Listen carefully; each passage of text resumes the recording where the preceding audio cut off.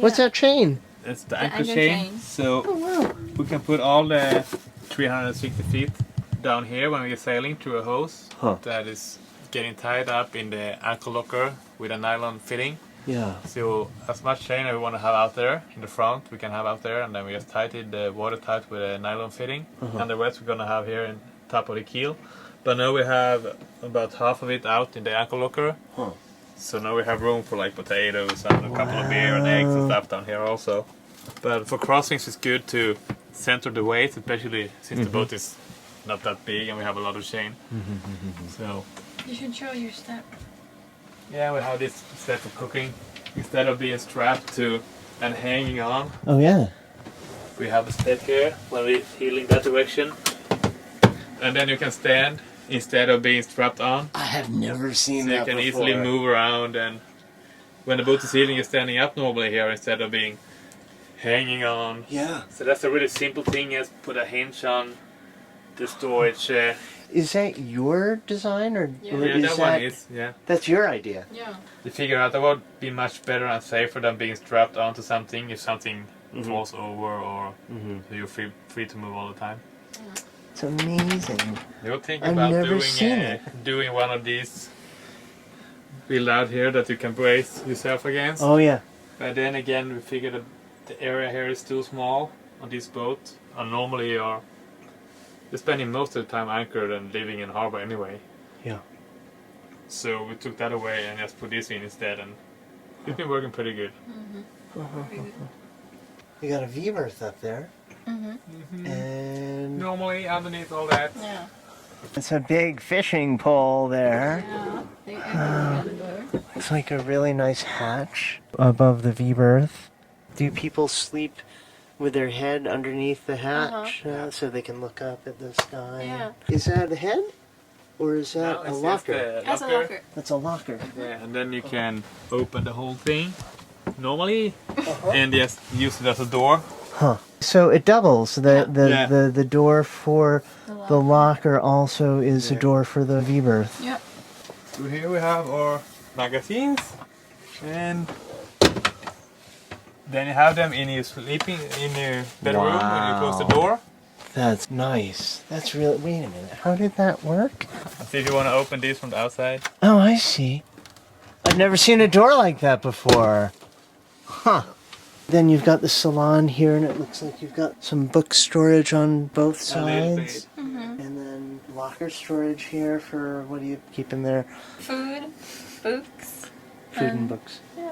And you've got storage underneath your settees. A little bit, and then we have batteries under here Batteries. and under there, on that side. And there's food. For food. More food under that section. Ship's clock and barometer. The handholds in the ceiling. I can't believe you guys made this boat. Navigation station with some nice drawers and your circuit breaker panel. And is that a phone or? That's just a normal VHF. Looks like this a is phone. the Navtex, so here we can get the latest weather. Huh. Gale warning for Donborg, north 18 meters a second. Wow. So, not everywhere, but in a lot of places all over the world, you can receive weather information over nav tags. Yeah, and it's nav warnings, and you can get ice reports. Your ICOM single sideband radio, your iPod, and your car radio. And then back here is, did you make this? Yeah. Wow, it's beautiful. That's from a picture from Alaska. A photograph that you took? Yeah. So we figure you have to go back to Alaska again, but you always have to stay here and in Norway. Wow. That's amazing. It's beautiful. And that section behind there, is that the head? Yeah, that's one of them. Oh, I see. Nice, beautiful Corian sink. And you've definitely got a heater output here because it's roasting hot back here.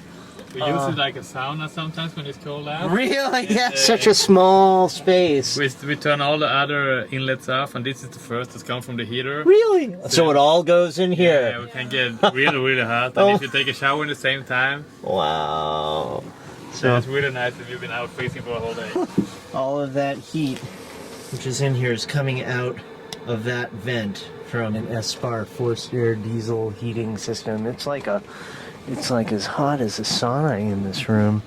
And those lockers here, do they go to lockers? It's a wet gear locker. It's leading out to the cockpit locker. Oh. So you can put in the full weather gear from outside while you get in, and you have a heat exhaust into that also. So then you can pick them up from the inside dry when you go on the next shift. And then it's gonna be dry and ready to pick out when you go to the next shift. Right there. So you can get to that locker from that door or from From a the door cockpit in the locker. cockpit. Wow. And then this is a berth. Beautiful cabinetry. A gimbal propane stove. Really nice double deep sink with a Corian countertop. Is your refrigeration there? Up there. Hi. And the small freezer is Underneath the navigation station seat, you've got your freezer. Wow. A lot of light comes in through the companionway. Is this made of That's Lexan. Lexan? Can I see the cockpit and the deck?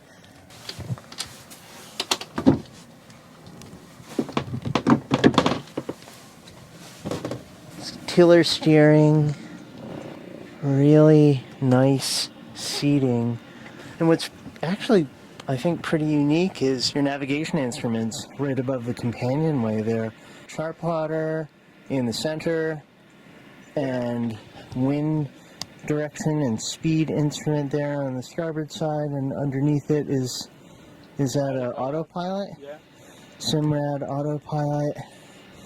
That one right there that says Simrad, that's... Oh, that is only a multi-instrument Oh, I for see. information. Depth. Yeah, And stuff like that. And your engine RPMs. What's that right there? That I think is the one unnecessary thing we bought for the boat. It's an anchor chain counter. Oh, yeah. That, no, doesn't work that way in the reality. Huh. You want to be up there and keep an eye on it. And we bought some small plastic pieces that you press into the chain. Yeah. With different colors. Yeah, And so far in 2.5 years, not a single one have dropped out. yeah. So Wow. this was bad. I knew I'd find lot it. of I money. knew I'd find something that And, you wouldn't do again. Huh. This stuff. I think it's on here.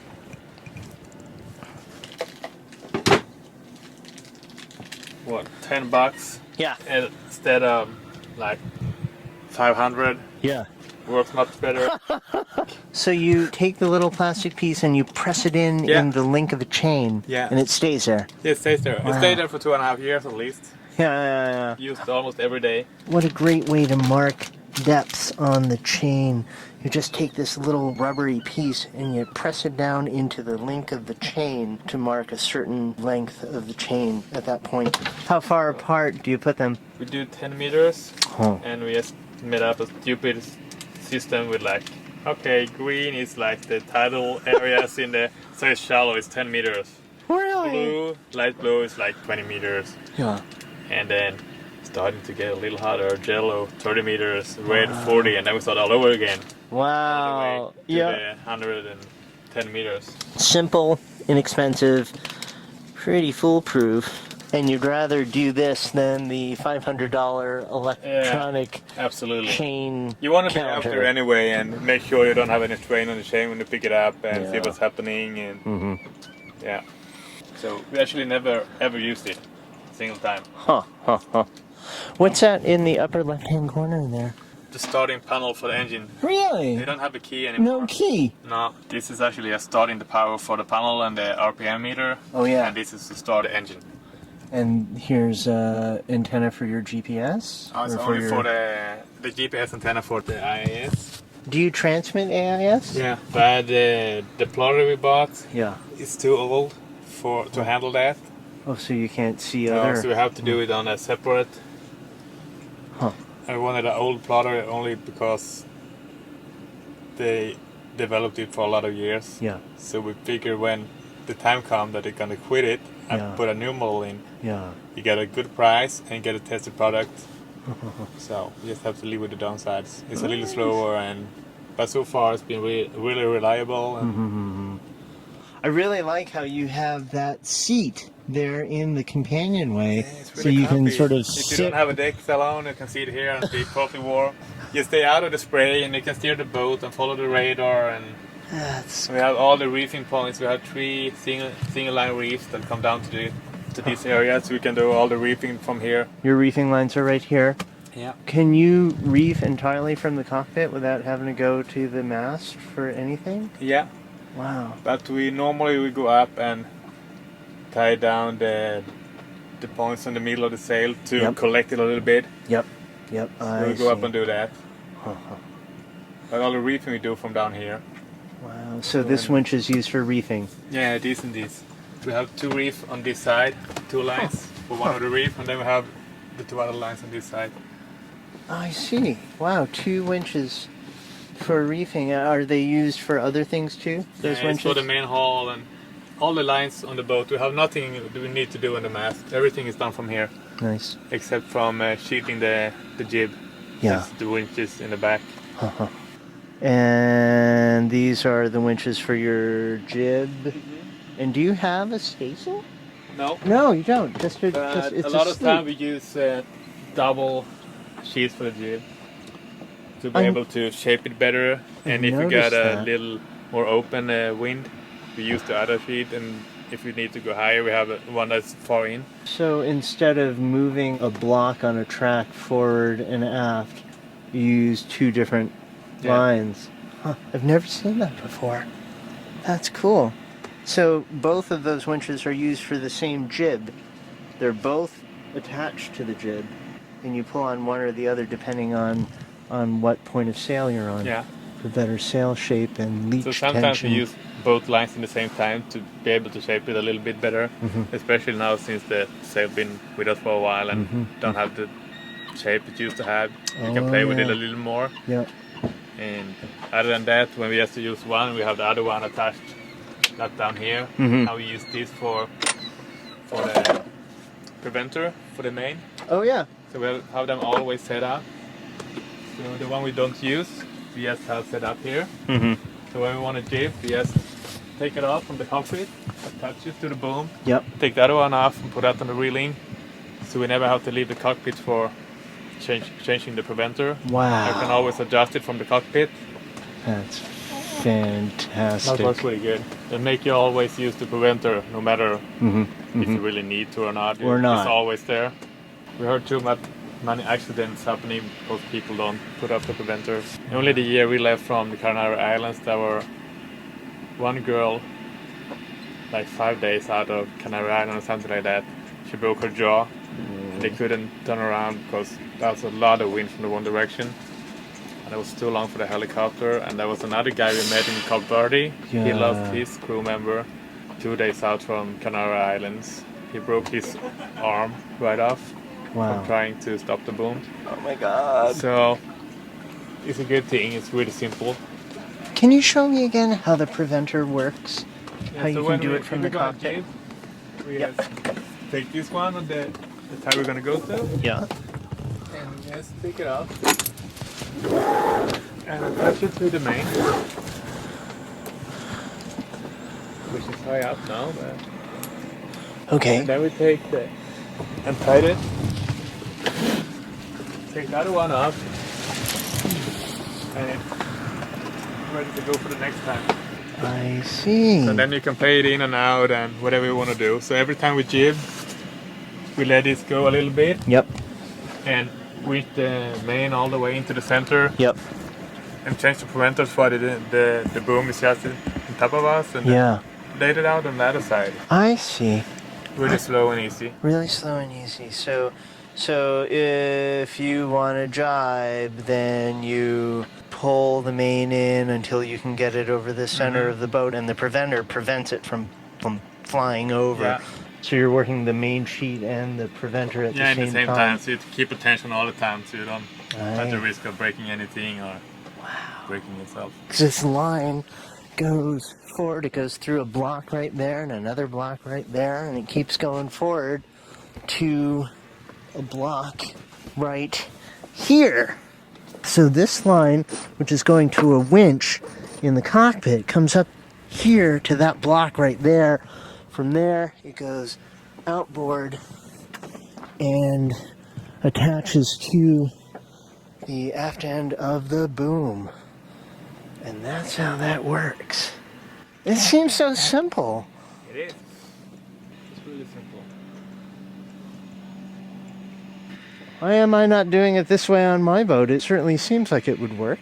Yeah. It looks a little funny now when you have it in the center of the boat. It's going over the reeling, but when you get it out, it's just you've got a nice good angle all the way from the front, and it's really nice to have it set up from the cockpit. You can adjust it in and out. And Yeah.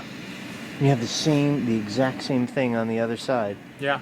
It's amazing. Is this something that you made, or is it something that came with the boom?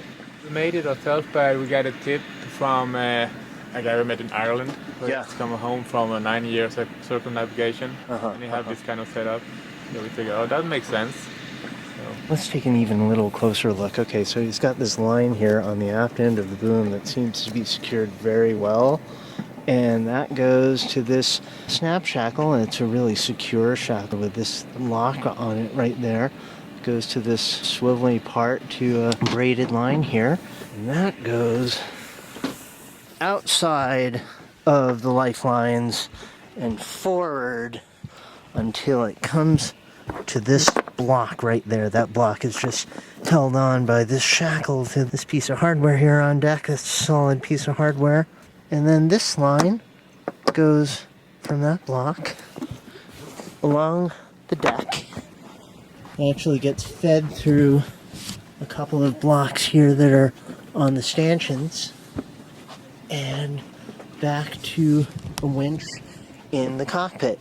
It's got the exact same thing on the other side, and when he wants to set the preventer, he just pulls his line right here, and that pulls the boom out. That's cool. That's really cool. I love it. We've got some solar panels, a life raft mounted right in front of the Dodger, rod vents with stainless tubing to prevent lines from snagging them. Wow, he has an electric windlass. I think that's what those buttons are for. D400 wind generator. What's that? Souvenirs. Souvenir, those are fish that you've caught? Yeah. They're huge. My God. And then here's some of your fishing gear right in the cockpit.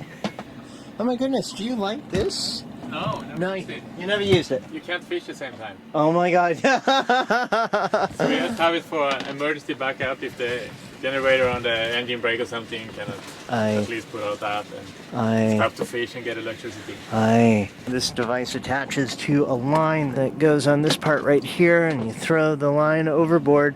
The other end of the line is connected to a propeller that spins in the water when the boat is moving forward, which spins that and generates electricity, sort of like a water generator. And this thing for the outboard is awesome. It's down on the swimming platform, so you can actually lift it up without lifting it above you. Yeah. So take it on and off. You can do it in bad seas, and it goes really quick. And I don't really see the need for putting the outboard that is designed for being extremely close to the water on small boats up so very high on the reeling, putting the weight higher up and making much harder to get it there. Wow, that outboard is much lower than it would be if it was mounted all the way up here on these rails. Keeping the weight lower, making it easier to get onto the dinghy by stepping onto this great little swimming platform back there. I really like this boat. Next on DrakeParagon.